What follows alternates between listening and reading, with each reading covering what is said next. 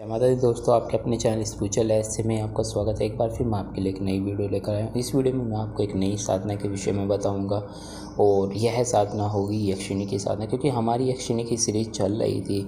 काफ़ी पहले मैं यक्षिणियों की साधना डाल रहा था, कुछ बीच में मैंने डालना बंद कर दिया था किसी वजह से, लेकिन अब दोबारा से वह सीरीज़ मैं स्टार्ट कर रहा हूँ, जिसमें मैं आपको आज कनकावती यक्षिणी की साधना के विषय में बताऊँगा और काफ़ी अच्छा आपको जानकारी रहेगा। बहुत सी रोचक बातें इसके विषय में आपको जानने को मिलेगी इस यक्षिणी के विषय में। तो ज़्यादा समय ना व्यर्थ करते हुए वीडियो शुरू करते हैं। कनकावती यक्षिणी को यक्षिणियों की साधनाओं में एक विलक्षण और प्रमुख साधना माना जाता है। वैसे तो यक्षिणी साधना करने से आपको कुछ न कुछ लाभ प्राप्त होता है, कुछ विलक्षण शक्तियाँ आपको प्राप्त होती है, लेकिन कनकावती यक्षिणी की साधना यदि आप लोग कर लेते हैं तो इसको करने से आपको धन की प्राप्ति होती है, आपको मनचाही वस्तुओं की प्राप्ति होती है, जो आपकी मनोकामना है वह पूर्ण होती है। यह देवी आपकी सुरक्षा करती है और भी बहुत से अनगिनत लाभ आपको आपके जीवन में प्राप्त होते हैं, जो मैं इस वीडियो में आगे आपको बताऊंगा।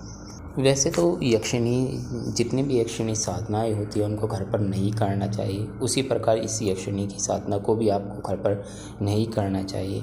इस साधना को आप किसी निर्जन वन में या फिर किसी पुराने मंदिर में, जिसमें अब पूजा न होती हो, बिल्कुल खाली हो, भगवान शिव का मंदिर हो सकता है वह, आप वट वृक्ष के नीचे प्रमुख तौर पर इसकी साधना की जाती है। मैंने आपको इसकी साधना के 3 स्थान आपको बता दिए हैं। इसकी साधना रात्रिकालीन होती है, रात के 11 बजे के बाद इसकी साधना शुरू की जाती है, लेकिन आप इसकी साधना कभी भी डायरेक्ट नहीं कर सकते। इससे पहले आपको भगवान शिव की साधना करनी चाहिए। भगवान शिव के पंचाक्षर मंत्र का 1.25 लाख, कम से कम 1.25 लाख का अनुष्ठान कर लेना चाहिए। फिर माँ गायत्री के मंत्र का 11,000 जप कर लेना चाहिए, या फिर माँ दुर्गा के किसी भी मंत्र का, दुर्गा शक्ति मंत्र का आपको 1.25 लाख जप मंत्र कर लेना चाहिए, या फिर नारायण मंत्र का आपको 1.25 लाख जप मंत्र कर लेना चाहिए। तो उससे आपके अंदर ऊर्जा आ जाती है। फिर इसके बाद आप चाहे तो यक्ष महाराज कुबेर की आप साधना कर सकते हैं और ये थोड़ी सा आप जाप कर सकते हैं। इसका कुछ 51,000 के लगभग आप जाप कर सकते हैं इसका, तो आपको काफ़ी अच्छा रहेगा यदि आप इसका जाप कर लेते हैं कुबेर यक्ष कुबेर महाराज के मंत्रों का। तो आपको उसमें कुछ ना कुछ, जब आप साधना करेंगे तो उसमें लाभ भी आपको प्राप्त होगा। तो आप इतनी पहले साधना कर लीजिए और उसके बाद इस साधना में आइए, क्योंकि यदि डायरेक्ट आप इस साधना में आते हैं तो कुछ नहीं पता, यदि आप इस साधना में भूल कर देंगे, कुछ गलती कर देंगे, तो ये यक्षिणी तो ऐसी होती हैं, ये आपको क्षमा तो करने वाली होगी नहीं, आप कुछ न कुछ दंड देगी, कुछ भी कर सकती हैं ये आपके साथ। तो आपके पास इतनी ऊर्जा हो जाए, बड़ी शक्तियों की इतनी शक्ति आपके पास हो जिससे आप इसको संभाल सकें, या यदि आपसे कोई भूल हो जाए, गलती हो जाए, तो आपका यह अहित ना कर सके। माना जाता है यदि यक्षिणी साधनाओं में कोई त्रुटि हो जाती है तो यक्षिणी कभी भी क्षमा नहीं करती है, कुछ न कुछ दंड अवश्य देती हैं।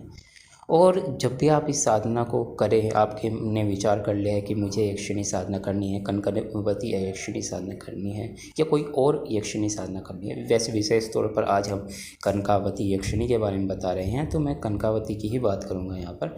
आपने ऐसा उद्देश्य विचार में मन में आपने कर लिया है कि मुझे कनकावती यक्षिणी साधना करनी है, तो आप ऐसे गुरु का ढूंढिएगा जो कनकावती यक्षिणी आपको करवा सके, क्योंकि गुरु सानिध्य में ही आपको यह साधना करनी चाहिए। और आपको ऐसे गुरु के सानिध्य में साधना करनी चाहिए जिसको इसका पूरा ज्ञान हो। ऐसा नहीं है कि आपको राजी तो हो गया वो साधना करवाने के लिए, उसको कुछ ज्ञान नहीं है, क्योंकि ठग बहुत बैठे हैं।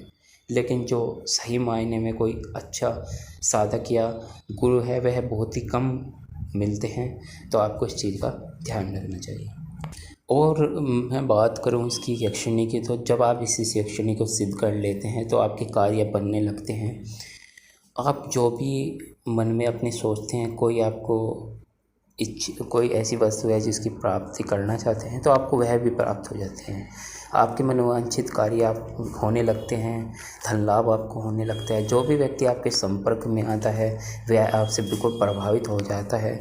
आप किसी भी स्थान पर, जहाँ पर ऐसा कोई स्थान है जहाँ पर वैसे आदमी, जो आम आदमी जाने से डरते हैं, किसी भूत प्रेत का स्थान हो, तो आप यदि आप इसके साधक हैं, आपने इसको प्रत्यक्ष कर रखा है, तो आप उस स्थान पर भी जा सकते हैं बिना डरे।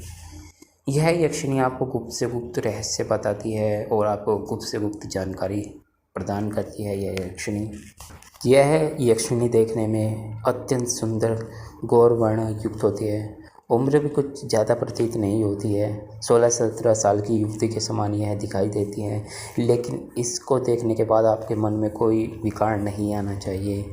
बहुत से व्यक्ति हैं जिनके मन में स्त्रियों को देखकर विकार आ जाता है। आपको इसको देखकर मन में विकार नहीं आना चाहिए।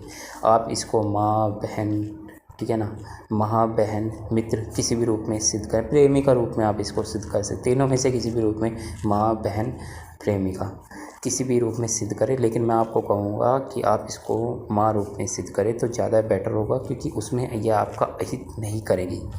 लेकिन आपने यदि बहन रूप में सिद्ध कर लिया तो आपके अहित होने के थोड़े से चांसेस बढ़ जाते हैं, और उससे भी ज़्यादा चांसेस तब बढ़ जाएंगे जब आप इसको प्रेमिका रूप या उससे अलग पत्नी रूप में सिद्ध कर लेते हैं। तो आपको थोड़ा बहुत सोच समझकर कार्य करने होते हैं। ऐसा कोई भी कार्य ना करें जिससे यह यक्षिणी आपको कोई दंड दे या कुछ आपके खिलाफ करे। तो ऐसा कुछ भी आपको नहीं करना चाहिए। बस मेरा यह वीडियो बनाने का यही पर्पज़ था। और भी बहुत सी जानकारी है इस यक्षिणी की, आगे लाता रहूँगा। लेकिन यह वीडियो बनाने का मेरा यही मकसद था कि आपको ज्ञान प्राप्त हो। हमारे जो हिंदू सनातन धर्म है, जो हमारा प्राचीन तंत्र है, इसके बारे में आपको ज्ञान प्राप्त हो कि यहाँ पर पुराने समय में किस किस प्रकार की साधनाएँ होती थी। और आप जब इन बातों के बारे में जानेंगे तभी तो लोगों को पता लगेगा ना। यदि मैं इसकी वीडियो नहीं बनाता किसी को, फिर ये लुप्त ही एक तरीके से मान लीजिए इस साधना को। वैसे भी अभी इस साधना को बहुत ही कम लोग करते हैं बहुत ही 1-8% या उससे भी कम लोग इस साधना को करते हैं।